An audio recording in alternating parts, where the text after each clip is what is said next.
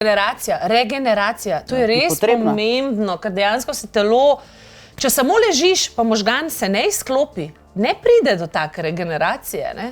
Ja, telo pač vsi vemo, da se po noči obnavlja, ne? Tudi mišice se po noči obnavljajo in v tej fazi REM2, v globokem spancu, pač takrat se človek najbolj spočije, ne? Takrat se tudi rastni hormon sprošča. In če ne spimo dovolj dobro ali pa dovolj kvalitetno... Ja, moraš do tega priti do te faze. No, vse zato. In če pač ne prihaja do tega, potem je vse okrnjeno, od regeneracije do oslabljenega imunskega sistema, pač slabe volje, pomanjkanje energije, čustvena empatija. Mislim, da tukaj pač imajo res nekje v škripcih, no, zaradi tega pomanjkanja spanca.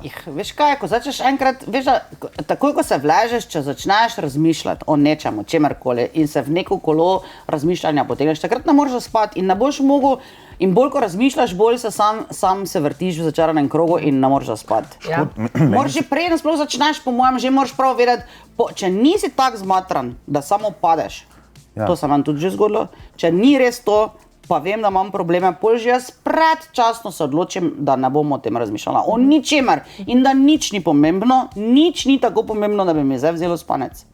Tukaj je škoda, da Maja ne pove, zakaj ne spi, oziroma o čem razmišlja, da ne more spati, ker zagotovo je neko podzavestno razmišljanje. Pa samo smrčanje tudi ni, ne?